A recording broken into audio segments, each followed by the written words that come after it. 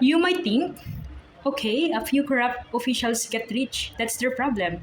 But the impact of corruption ripples through an entire society, creating a devastating domino effect. First, there's the economic cost. When a road construction contract is inflated by 30% because of a bribe, guess who pays that difference? That's the taxpayer. Money that was meant for hospitals, schools, or infrastructure ends up in someone's pocket. It also stifles competition and innovation because businesses that play by the rules can compete with those that pay bribes. This is a huge break on a country's development. Second, and perhaps more insidious, is the erosion of public trust. When people see that justice is for sale or that rules only apply to the powerless, they lose faith in their government and their institutions. Why vote? Why follow the law? This can lead to political instability, apathy, and a general decline in the rule of law. Imagine a city where you can't get a building permit without paying off a clerk. That delay and cost affects a small business owner's ability to hire people, and it ultimately means consumers pay more. That's how pervasive it is. Then now, let's study about anatomy of corruption. So it refers to the various ways corruption is structured, manifested, and perpetuated within a society or organization. While the core definition is often the misuse of entrusted power for private benefit, its anatomy reveals complexity in its forms, causes, and scale. So let's see or let's learn the types and scale of corruption. The first one, petty corruption.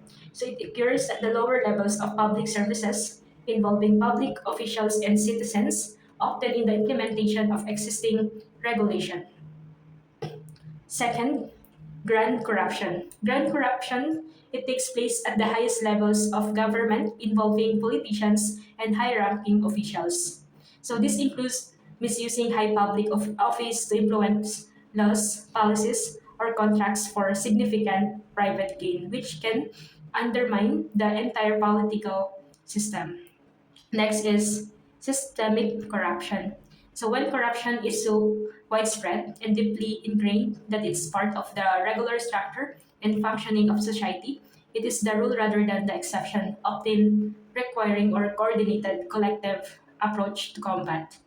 And lastly, a form of grand corruption where private interests pay public officials to affect laws, rules, or decrees to serve their specific interest, essentially capturing the function of the state.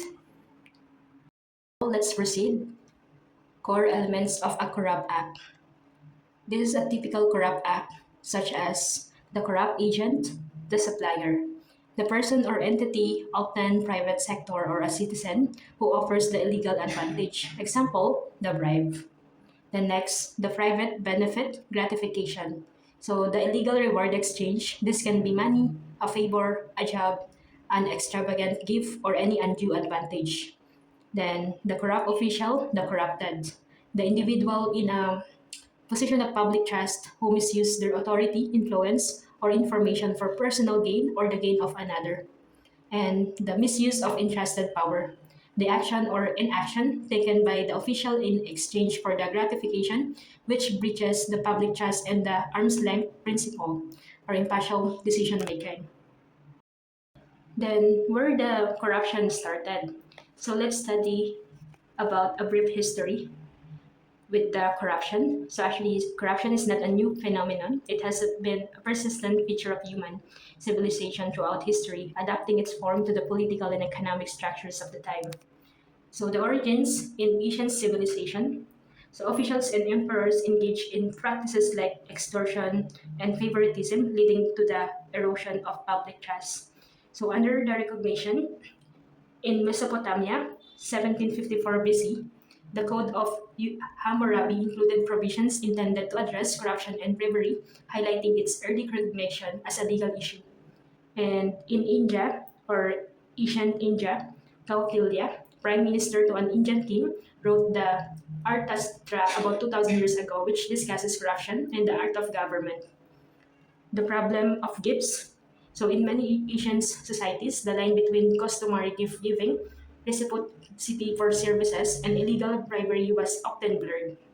In Asian Greece and Rome, Socrates was famously condemned to death in part of corrupting the young, demonstrating an early broader meaning of the term related to morals and societal well being. In ancient Rome, corruption was pervasive. Officials and emperors engaged in practices like extortion and favoritism, leading to the erosion of public trust. Then, in medieval and early modern eras, feudal Europe, the feudal system entrenched a culture, patronage, and nepotism among the nobility and clergy, where power and positions were distributed based on social networks and family net merit. Simony, the buying or selling of a church, office, or religious preferment, was a significant form of corruption in the medieval Catholic Church. Venality of office in many European states, though less formal in England than in France or Spain, the purchase of public office was a widespread practice. The next, all corruption is a term coined in the 1830s, primarily characterizing the system in Britain and similar systems elsewhere before modern civil service reforms. In the age of old corruption between 17th and 19th century, the characteristic in this age is patronage and patrimony. Public offices were secured through personal influence, kinship, and connection rather than by merit, the spoils system.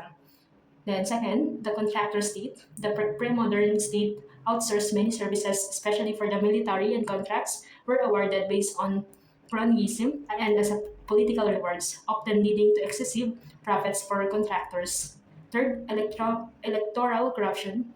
Laws restricting the use of money to influence voters were routinely ignored, and spending on elections was enormous. Then reform. In the mid-19th century, intense reform efforts such as the Pendleton Act 1883 in the US and the Northcote-Trevelyan Report in 1854 in Britain gradually began to dismantle these days, replacing the spoils system with a professional civil service based on merit. The next, the industrial era and modern corruption. So it is new forms. The Industrial Revolution and the growth of large-scale capitalism gave rise to a new forms of corruption, including collusion between business interests and political authorities. Example, labor exploitation, monopolies. In United States, the late 19th and early 20th centuries were marked by systemic corruption, particularly in city governments run by political machines like Tammany Hall and in the rapid expansion of the federal government's role in the economy.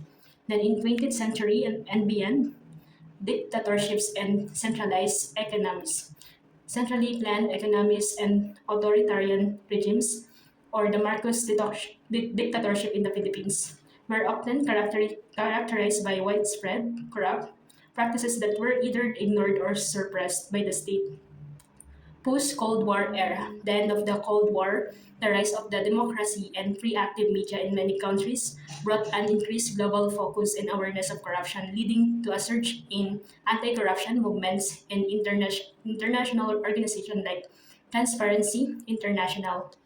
Then the notable modern scandals, high-profile cases have continued to shape the anti-corruption landscape, such as Teapot Dome scandal, 1920s, Watergate in 1970s, and major corporate frauds and political malfeasance across the globe.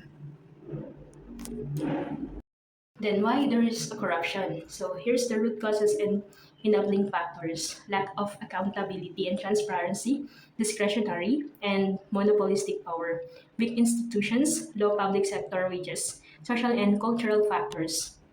Corruption is linked to individual characteristics and decision making, which are often rooted in broader human tendencies. Self interest and rational choice. Economic and psychological theorists often view corruption as a calculative, self interested decision. Personality factors. Certain personality traits, such as lower self control or a willingness to rationalize unethical behavior, increase persons' propensity to act corruptly. Power influence. Studies show that holding a position or power can psychologically increase an individual's likelihood of prioritizing personal gain and acting corruptly. Systemic corruption. Opportunity corruption thrives when the opportunity is high, as described by the formula. Collective action and social norms. In environments where the corruption is widespread, it can become a social norm. Cultural context. In some cultures, practices like patronage or reciprocal gift giving, when misused for personal gain, blur the line and can foster corrupt behavior. Blurring of lines. Formal rules and informal corrupt practices are often at odds, but the informal corrupt rules govern actual transactions. Self-sustaining. The corruption itself creates a system that protects it. Systemic corruption is often discussed in relation to other common scales of corruption. Petty corruption, it involves low-level officials and small sums of money. Grand corruption, it involves high-level officials and very large sums of money, typically concerning major policy decisions, procurement contracts, or the manipulations of the political or economic system itself for private gain. Systemic corruption is the underlying condition that allows both petty and grand corruption to thrive. So, combat systemic corruption. Because it is a deep seated institutional problem, fighting systemic corruption requires comprehensive and sustained reform, not just the arrest of a few individuals. Strategies focus on fixing the system's structural weaknesses. First, enhance transparency and accountability. So, so it is to implement open government policies, freedom of information laws, and publicly accessible financial procurement data.